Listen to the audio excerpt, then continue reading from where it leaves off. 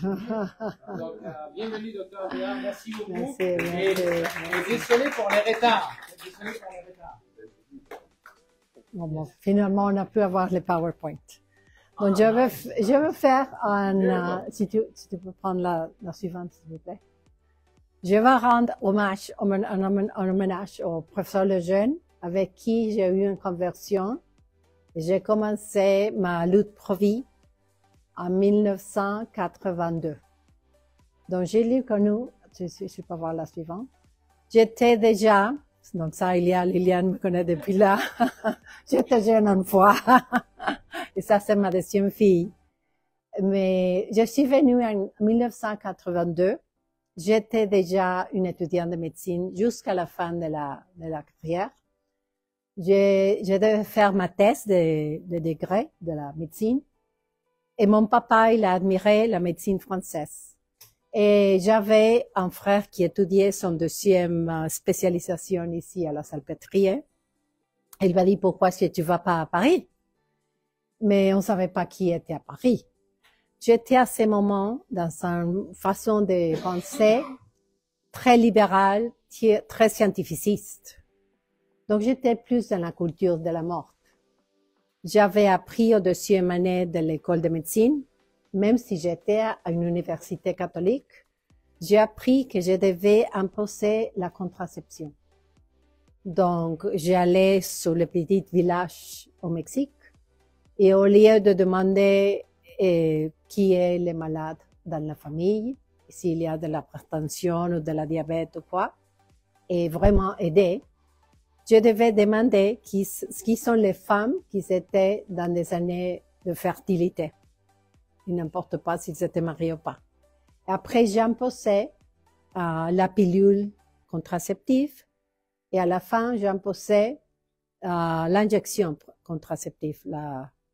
Donc, et après, je suis d'accord avec l'avortement. Je n'ai pas fait un avortement, mais peut-être j'aurais dit oui.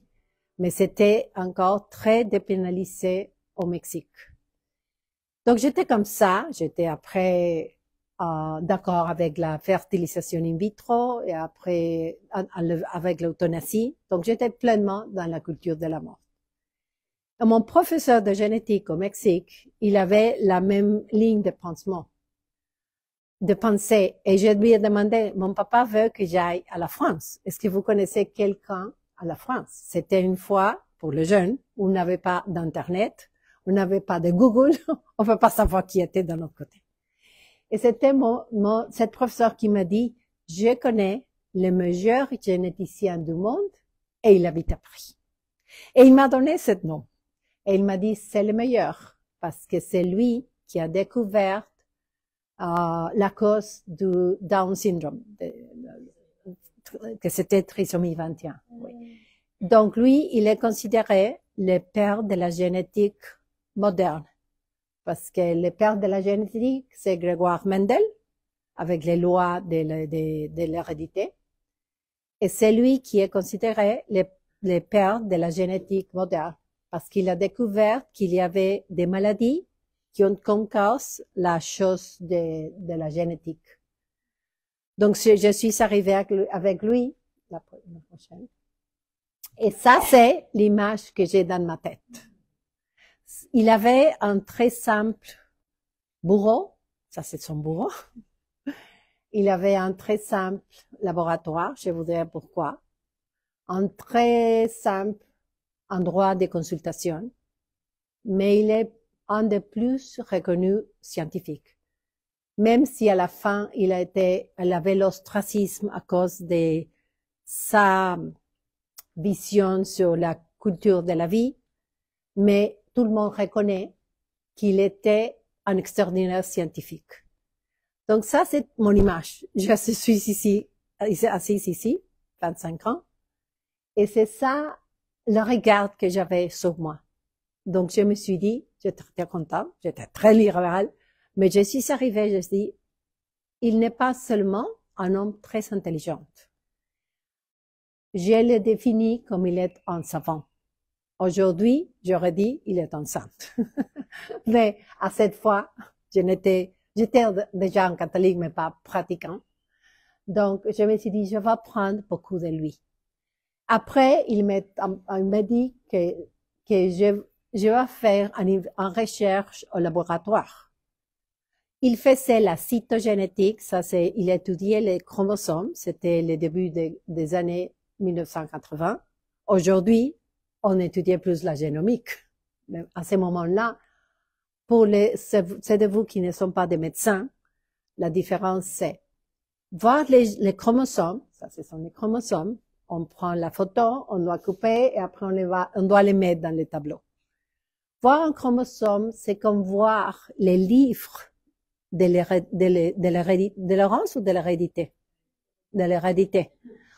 On pouvait seulement prendre en photo des livres de l'hérédité.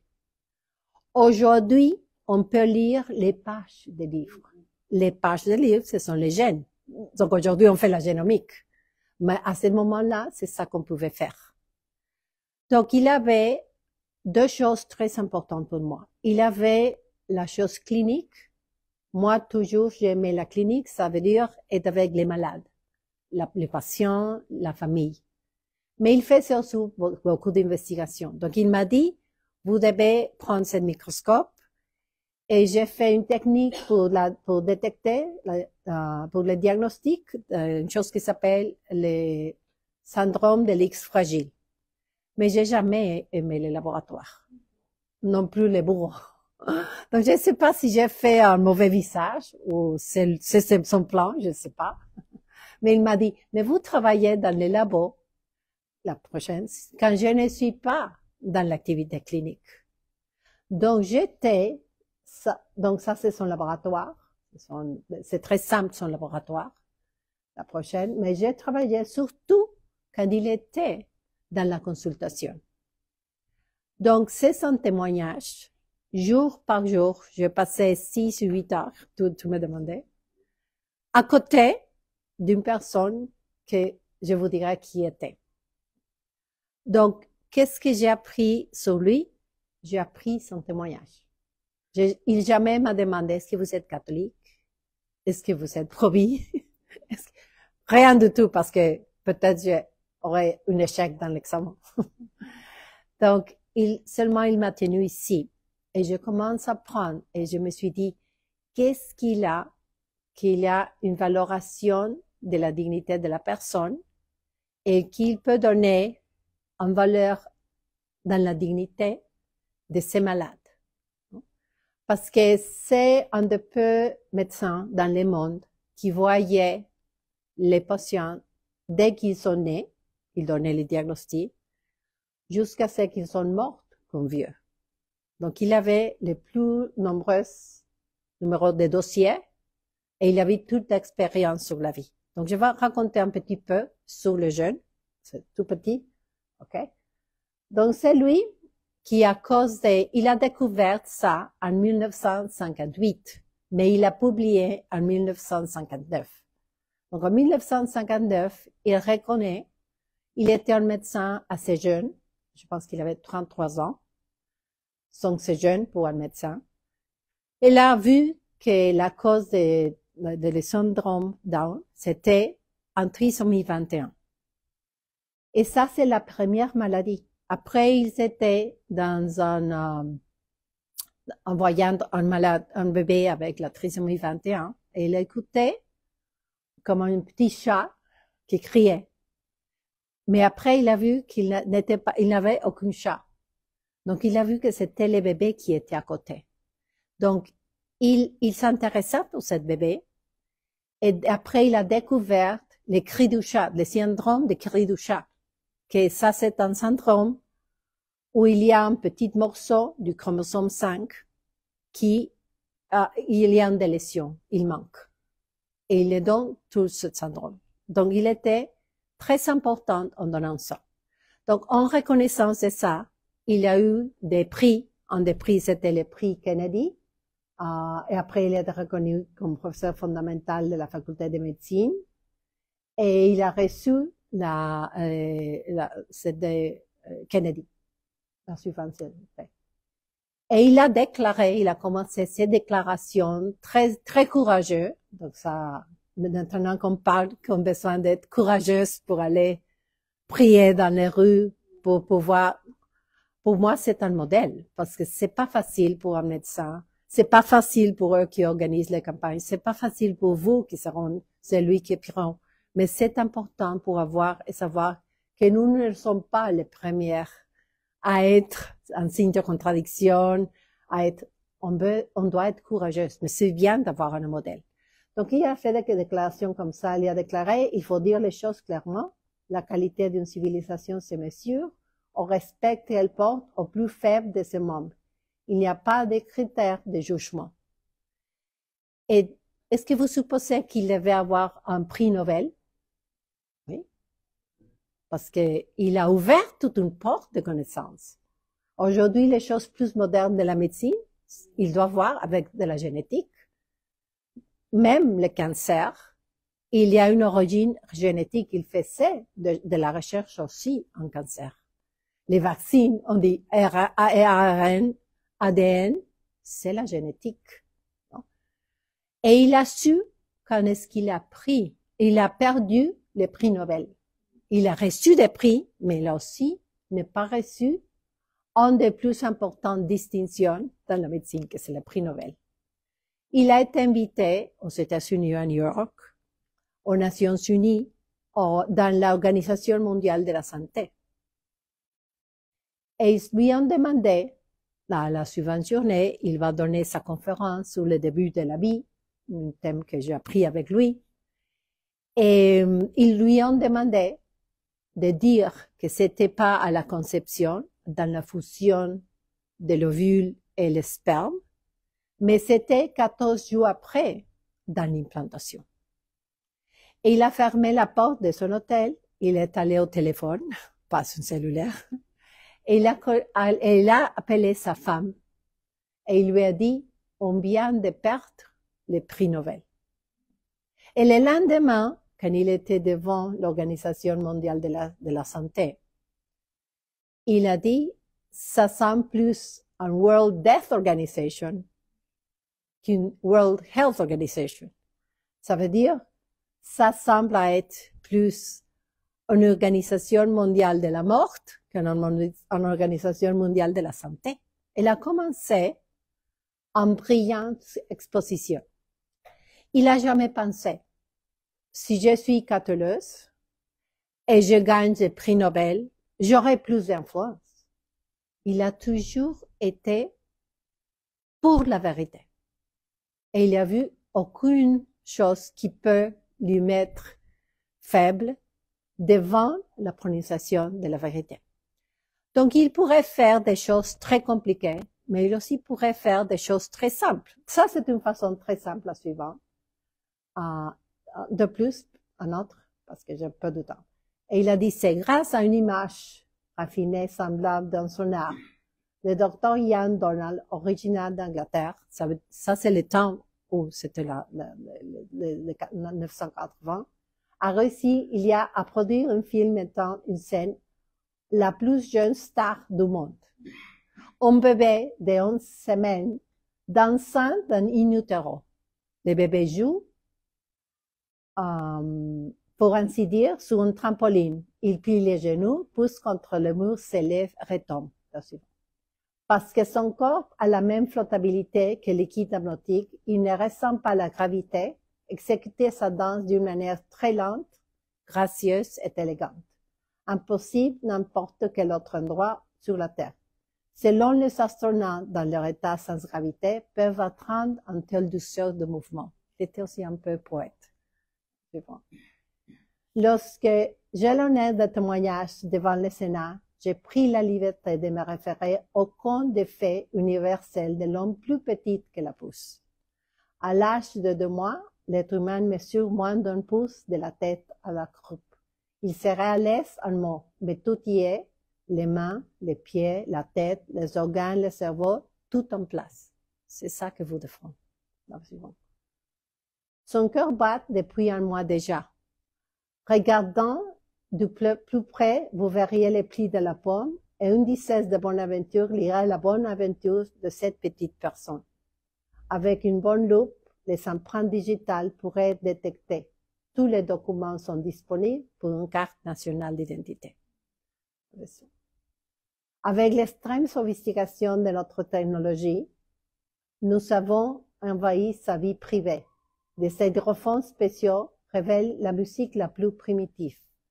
Un maternellement profond et rassurant à environ 60 à 70 par minute, le cœur maternel. Est une cadence rapide et aiguë à environ 150-170 le cœur du fœtus. Ces 6 mélanges imitent ceux de la contrebasse et des maracas, qui sont les rythmes de la base de toute musique pop. Nous savons maintenant que ce qu'ils ressentent, nous avons écouté ce qu'ils entendent, senti ce qu'ils goûtent, et nous l'avons vraiment vu danser plein de grâce et de jeunesse. La science a transformé la conte de fées du petit pouce en une histoire vraie, celle chacun de nous a vécue dans le ventre de sa mère. Donc, il faisait des choses très simples. Il pouvait faire des grandes discussions scientifiques, mais il faisait, et c'est ça. Donc, il a dit, la procédure scientifique parfaite pour maîtriser la nature est l'obéissance de ses lois. Et la science nous révèle que la régulation naturelle des naissances, au plus tard de la conception, est seulement possible, mais pleinement efficace. Donc, il a parlé sur un sujet aussi très important. Être capable de contrôler la fertilité de l'amour dans l'avortement, être capable de contrôler la fertilité de l'amour sans l'avortement, par l'avortement est devenu déjà une méthode de la contrôle natal. Sans stérilité, sans stérilette, sans pilule et sans méthode artificielle d'aucune sorte est complètement contraire à la propagande actuelle. Donc, elle s'est mise complètement contre. La prochaine. Ça, c'est très important. Chaque femme peut déterminer par elle-même si son état physiologique lui permettra de non procréer ou à un moment donné. En réalité, ces principes de base est connu depuis du temps immémorial. Quel éleveur rémunéré sa jument aura censé assurer qu'elle est bien en chaleur. Okay? Donc, une femme seulement peut devenir enceinte en couple, en mariage, pendant ces jours. Ça, c'est qu'il propose, non? Et ça, c'est la même chose. Il était très prochain à Saint Paul VI, le VI. Cet organisme femelle est beaucoup plus délicatement réglé que celui d'un animal. Les signes de fertilité au moment de l'ovulation sont beaucoup moins évidents, mais avec l'aide de l'intuition féminine, toute comme elle peut distinguer ou toucher entre un foulard en soie et un carré de rayon, ou entre un tissu de coton et un fibre synthétique. Toute femme peut reconnaître les signes de sa fertilité en apprenant qu'il faut rechercher la conscience de la fertilité et la vaste de vraie liberté d'amour. Aujourd'hui, on a même des apps qui peuvent voir la fertilité, mais il déjà parlé beaucoup avec ça. Parce que l'avortement est une conséquence de la contraception. La prochaine, s'il te plaît. Donc ça, c'est dit directement par lui. On sait que l'acte conjugal a deux significations. La procréation est c'est l'acte d'union au amour plus grand entre les bouts. Et si on essaye d'effacer un de deux, l'autre aura une conséquence. Donc il dit, la contraception est essayer d'avoir l'union, l'amour, sans faire les garçons, le fils, non? Oui, l'enfant. La fertilisation in vitro, c'est le contraire. C'est faire la vie sans faire l'amour. L'avortement, c'est détruire la vie, détruire l'enfant. La pornographie est détruire l'amour. Et toutes ces choses en degré variable sont incompatibles avec la loi naturelle. Mais voici un homme qui, parce que ses convictions médecin interdisant de suivre les tendances de son temps. Il a été banni par la société, lâché par ses amis, humilié, crucifié par la presse, empêché de travailler faute de financement. C'est pour ça qu'il avait un très simple labo, un très simple bureau. Il avait seulement un vélo de la guerre mondiale. Elle prenait une chose ici pour mettre sur ses pantalons. Pour ça. C'est tout. Il a vécu très simple. Empêché de travailler à faute de financement. Voilà un homme qui est devenu pour certains un homme à abattre. Pour d'autres, un homme qui ne vaut pas la peine de mettre en péril de votre réputation. Et pour d'autres, un extrémiste incompétent. Mort dans les jeunes et ses petites monstres. C'est ça qu'ils ont écrivé dans la Sorbonne quand il est mort. Okay? Ça, c'est la persécution. Qu'est-ce qu'il y a la liaison avec ça? On va être persécuté si on défend la vie, si on défend la vérité. Pas sûr. La mission, et ça, ce sont des choses que j'ai appris avec lui. La mission d'un médecin, d'un scientifique, est de se mettre au service de ses patients. La vie de chaque patient, de la valeur, parce que chaque patient est une personne, indépendamment de son âge, de sa maladie, de sa souffrance ou de la cause de sa maladie. En tant que scientifique, nous devons toujours lutter contre la maladie, jamais contre le malade.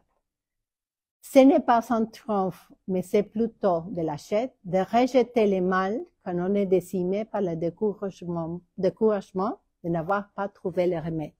Donc, on commence à tuer ces petits bébés parce qu'on ne sait pas comment les curer. Mais ça, c'est cette cobarde dans la médecine, non? Prochaine, s'il vous plaît.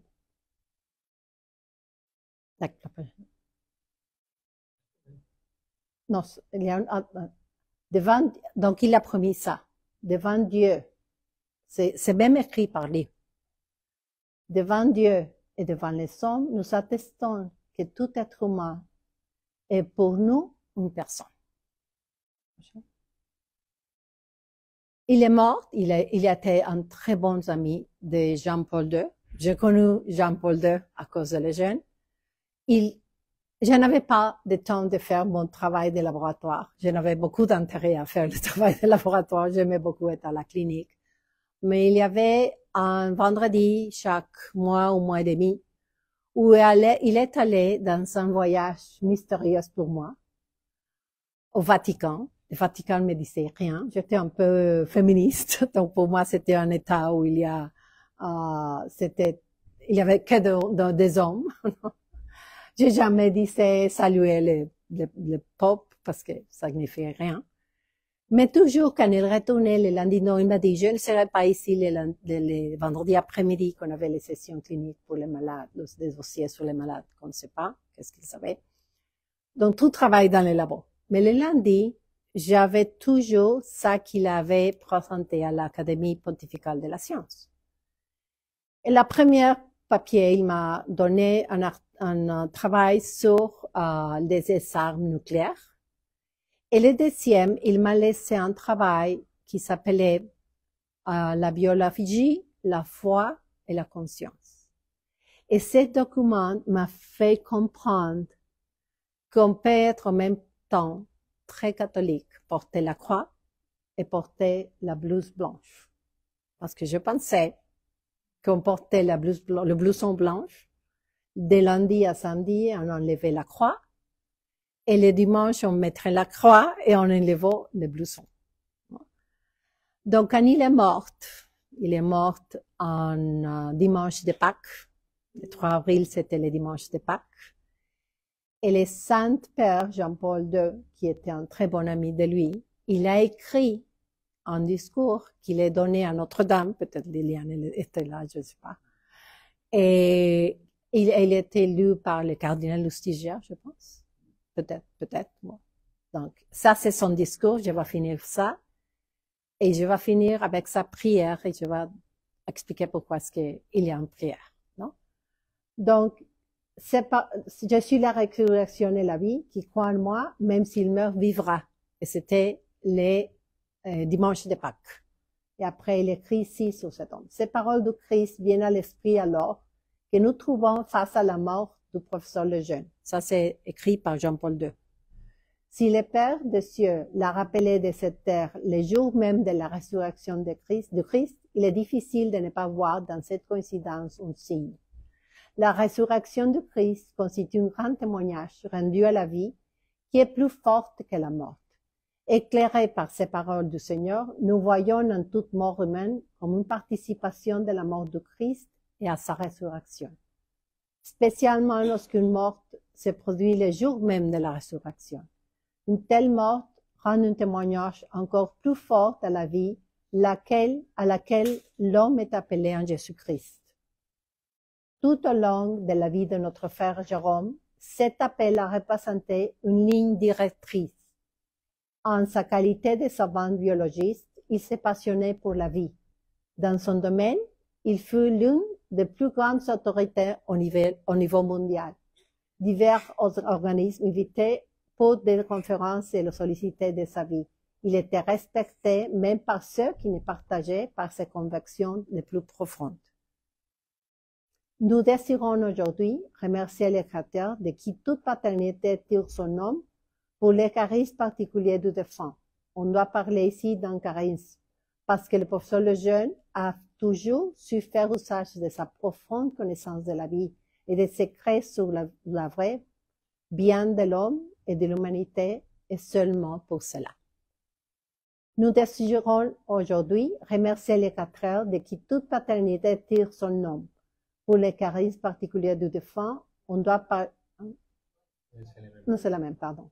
Le professeur Jérôme a pleinement assumé la responsabilité particulière du savant, prêt à devenir un signe de contradiction, sans considération des pressions exercées par la société permissive, ni l'ostracisme dont il était objet. La suivante. La suivante. Je voudrais en particulier remercier d'avoir pris l'initiative de la création de la quantificale de la vie.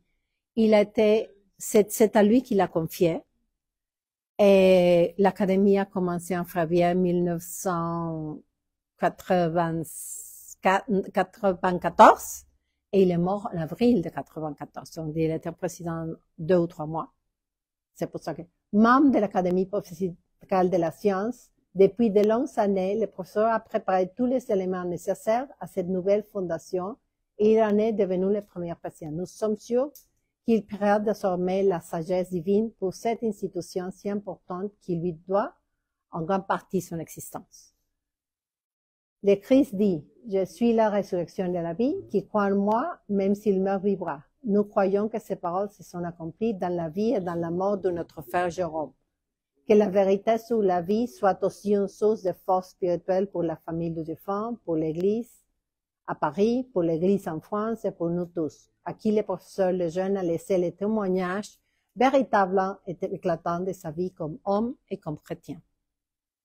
Dans la prière, je m'unis à tous ceux qui participent aux obsèques et j'envoie tout par l'intermédiaire de la cardinale archevêque de Paris, ma bénédiction apostolique, c'est 4 avril 1994. Et après, un an après, c'était, vous savez ici, la rencontre de la jeunesse.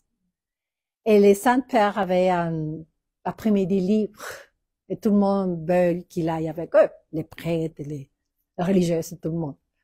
Mais il a dit non, j'ai déjà une chose personnelle. Et le lendemain, les Figaro, le Monde, ou les deux, ils ont envoyé cette merveilleuse photo.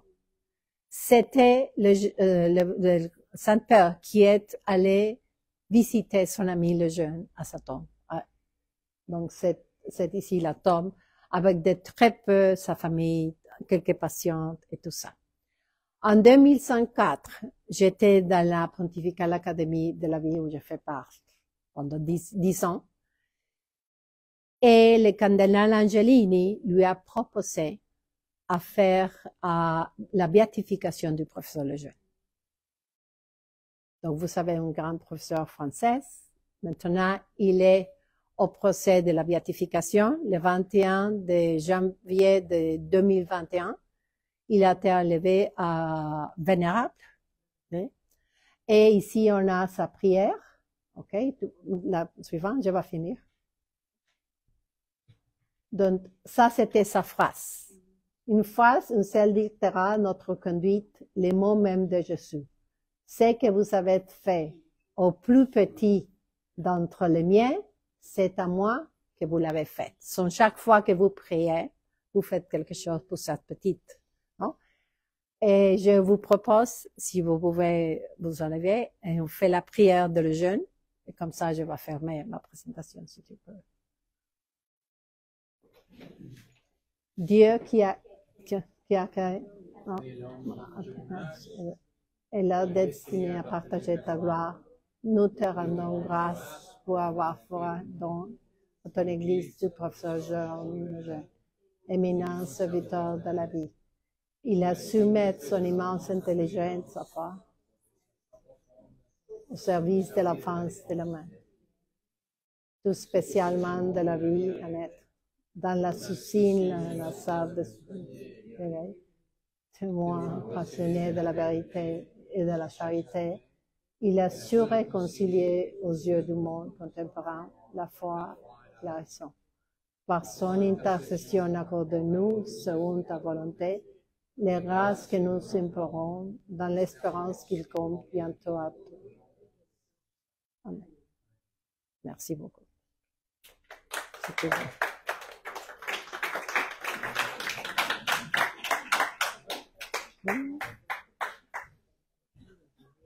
Ok. Donc, si vous avez des questions pour le Dr. Aguilar, c'est maintenant à vous. Et, on ouvre si vous avez des questions. Sinon, on verra si vous voulez. Allez-y si vous avez des questions pour le Dr. Aguilar.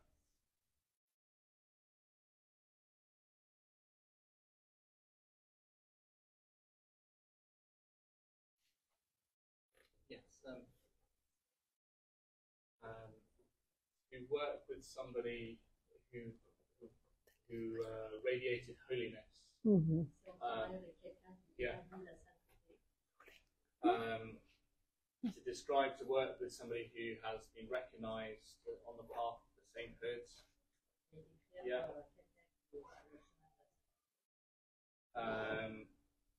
The witness to life in the academic field. How can you describe working alongside somebody of such holiness and on the path of the sanctity? How has that affected your life? Yeah.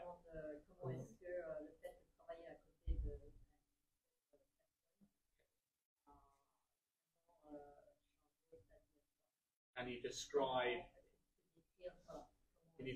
in the academic sphere the sort of working with somebody so holy and how that impacts your life and brings you also your conversion as well? Je vais répondre en anglais pour lui et tu me traduis parce que c'est lui qui je vais répondre en français et tu en français je vais faire en français okay. En français après je peux le faire en anglais pour vous. Je pense que je peux pas décrire par beaucoup de mots parce que c'est une chose qu'on vit dans le cœur. À ce moment-là, je seulement pouvais dire que je pensais qu'il était un savant. Je n'avais pas la référence de sainteté.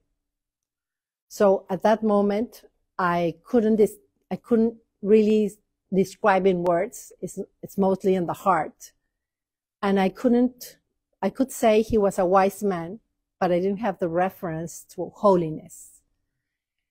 Mais la plus importante, c'est ça qu'il a fait sur ma vie. Je venais d'être dans la culture de la mort. Il m'a jamais interrogé, est-ce que vous êtes catholique? Est-ce que vous recevez des sacrements? Est-ce que vous êtes pro-vie? Qu'est-ce que vous avez fait? Vous avez donné de la pilule? Non, il n'a jamais demandé rien. Seulement, il m'a dit, vous restez à côté de moi.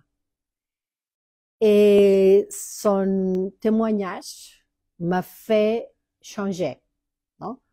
So, he never asked me, are you in sacraments? Do you do good things? Do you give contraception? Nothing. I don't know how he knew what I was living, and he just told me, you're like my shade in every consultation. Donc, c'était une personne que son témoignage, maintenant je peux dire sa sainteté, il a donné à tout le monde. Il faisait des consultations très simples, non? Il y a des papas qui attendaient pour une consultation parce qu'il avait consultation de tout le monde, de l'Europe, de l'Amérique. Donc, c'était plein son agenda. Et il venait et il sortait, il disait, on était une demi-heure avec lui. Il ne nous a dit pas beaucoup de choses académiques très différentes, mais il nous a tombé amoureux de notre enfant. Et ça a changé notre vie. So, during his consultations, he would transform the life of people, of their children and the families. Some of the families would wait for months because he had his agenda completely taken for consultation. They came from all the world. And some of them would say after half an hour with him, he didn't tell us anything more about scientific things. But the most important, he made us feel that we have to love our child. So that makes a completely different view of your child. Je me souviens très bien qu'à ce moment-là, je suppose que c'est la même chose maintenant, l'avortement était légal, mais aussi c'était légal de laisser l'enfant handicapé dans la maternité et vous avez 3 jours pour lui reconnaître comme votre, et sinon tu peux le laisser un chien. Donc, les parents venaient sans le bébé était dans la maternité, pour le résultat.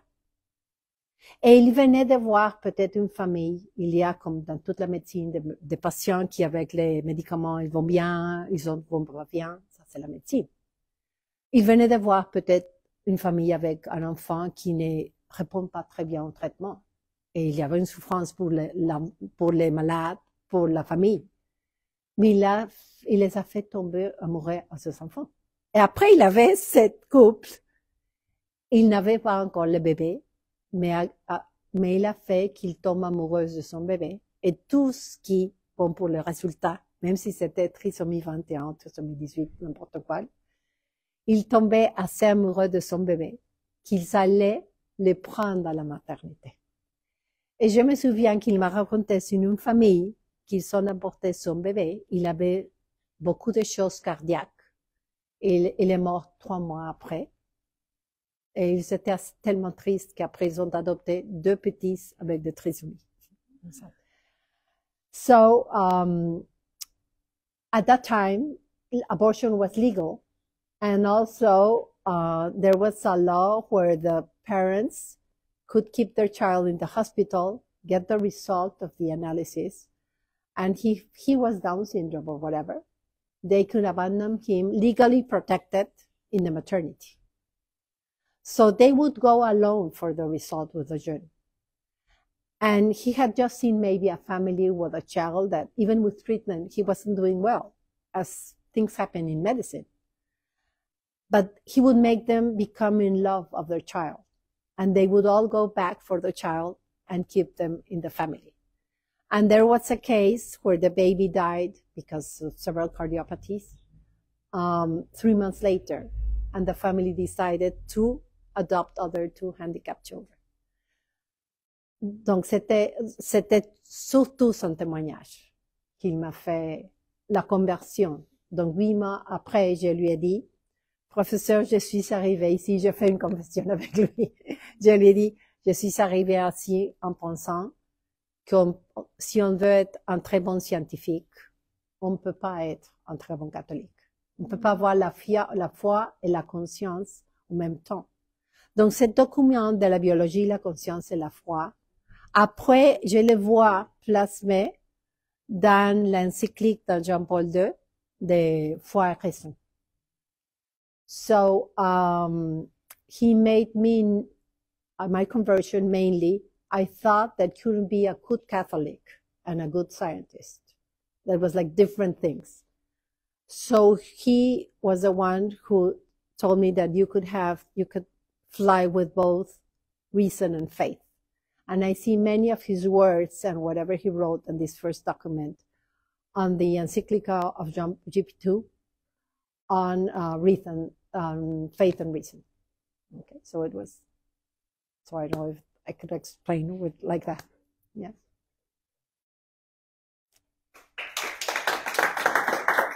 Gracias.